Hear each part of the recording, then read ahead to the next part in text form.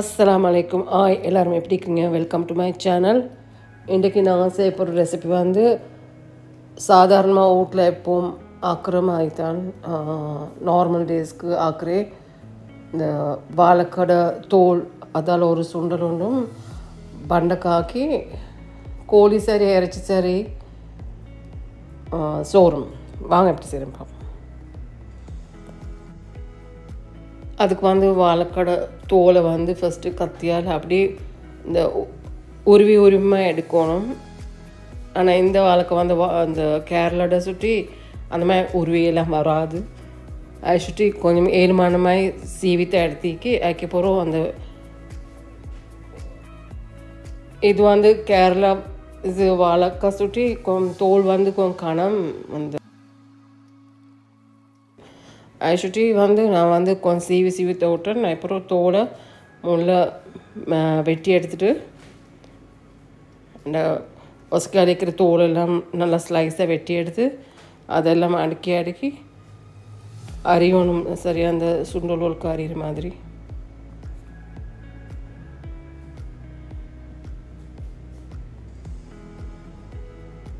இந்த மாதிரி நல்லா அந்த ஸ்லைஸாக ஒசக்கியால் கட் பண்ணி எடுத்துட்டு அப்புறம் எல்லாம் சேர்த்து எண்டக்க மஞ்சள் தண்ணியில் போட்டு கழுவணும். இல்லாட்டி தெசிக்க சரி தண்ணியில் ஊற்றி அந்த கசட்டை போகிறதுக்கு இதாக்கணும்.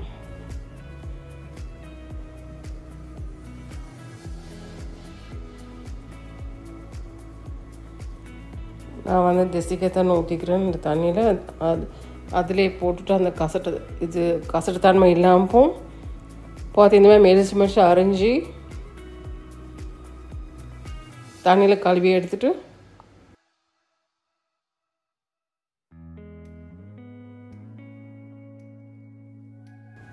நல்லா டேஸ்ட் ஆகிக்கும் செஞ்சு தின்னு பார்த்துட்டு நல்லா என்ன சொல்லுங்க. ஏன்னு செஞ்சுக்கா உண்மையிலே நல்லா டேஸ்ட் ஆகிக்கும்.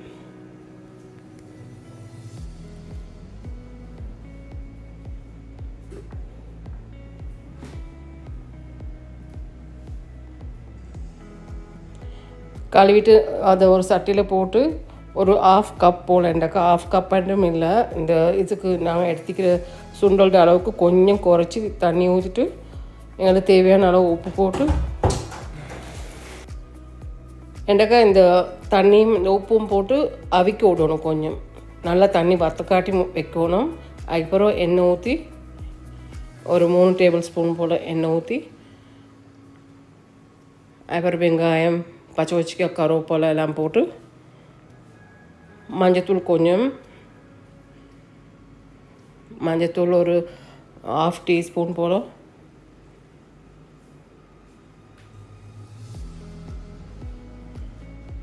நல்லா மிக்ஸ் பண்ணி விடணும் எல்லாத்தையும்.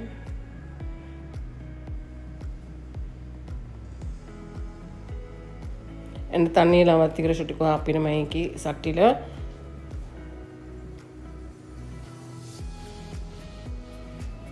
திருவின தேங்காய் ஒரு கைப்பொடி. இப்போ எங்கள்கிட்ட நாங்கள் வந்து எவ்வளோ எடுத்துக்கிறோம் வாழைக்கடை தோல் இது அக்கி பார்த்து தேங்காய் போடணும். இப்போ நான் எடுத்துக்கிற அளவுக்கு ஒரு கைப்பொடி தேங்காய் போட்டிக்கிறேன். அதெல்லாம் நல்லா மிக்ஸ் பண்ணிவிட்டு அவ்வளோ தான். இது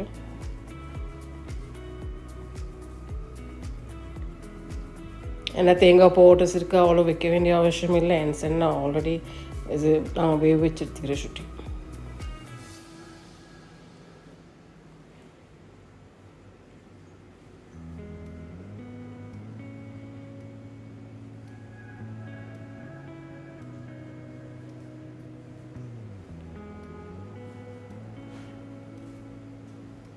இப்போ நாங்கள் பண்டக்காய் செய்கிற எப்படின்னு பார்ப்போம். நாங்கள் எப்போவும் நார்மலாக செய்கிற பண்டக்காய் தான்.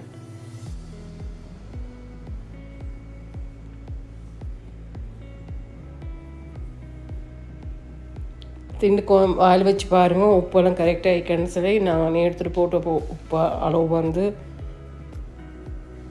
சில நேரத்தை போதாமல் கூட சான்ஸுக்கு அதை சுட்டி உப்பு செக் பண்ணிக்குவோம். இது வேறே நான் கோழிக்கறி எப்போ ஆக்கி இப்போ பார்த்து சோறு மடுப்பில் வச்சாச்சு. இப்போ இப்போ பண்டக்காவை நல்லா வெட்டி கழுவியெல்லாம் செஞ்சுட்டு வெங்காயம் பச்சை கருவேப்பிலை போட்டு தக்காளிக்கு வந்து எங்களுக்கு வந்து இப்போ பண்டக்காய் கொஞ்சம் மீக்கேன்னா ஆஃப் தக்காளி ஒன்று எடுத்து அது துண்டு வெட்டி போடணும். இடித்த கொச்சிக்காய் வந்து 1/2 டேபிள்ஸ்பூன், மஞ்சத்தூள் வந்து 1/2 டீஸ்பூன் போடும். எண்ணெய் கொஞ்சம் ஊற்றி உப்பும் எங்களுக்கு வந்து ஒரு 1/2 டேபிள்ஸ்பூன் போட்டு அடுப்பில் வைக்கணும் வேவ.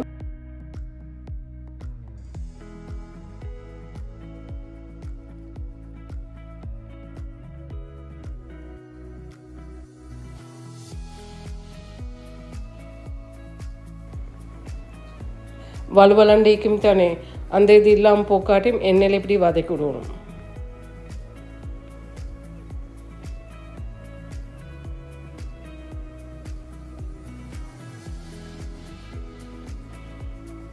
அதுக்கப்புறம் தண்ணிப்பால் தேங்காய் தண்ணிப்பால் மிச்சம் ஊற்றாமல் கொஞ்சம் ஊற்றி அதில் வேக விடணும்.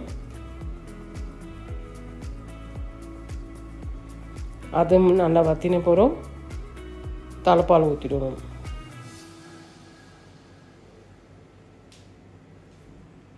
நல்லா டேஸ்ட்டாக ஆகிக்கும். எந்தக்காய் இதுக்கு பண்டக்காய் இந்த வாழைக்கடை தோல் சுண்டலும் இறைச்சி சரி கோழி ஆக்கினா சூப்பர் டேஸ்ட் ஆகிக்கும். செஞ்சு பாருங்கள், நல்லா ஆகிக்கும்.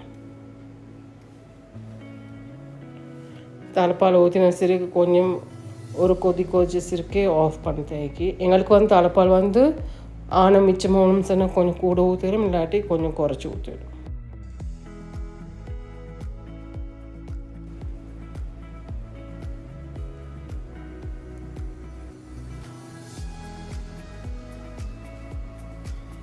ஒரு papadam செஞ்சு நாங்கள் என்ன சோறுமாக்கி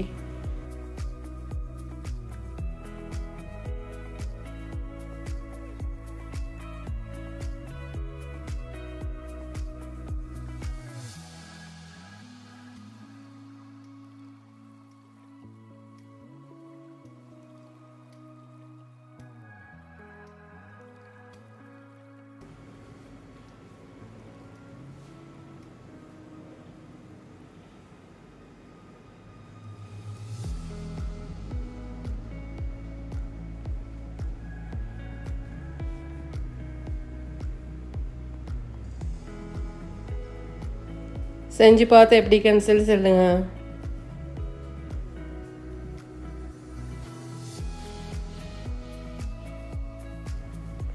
சிம்பிளான ஈஸி ரெசிபி செஞ்சு பார்த்து நல்லா இருக்குன்னு கமெண்ட் பண்ணுங்கள். தேங்க்ஸ் ஃபார் வாட்சிங்.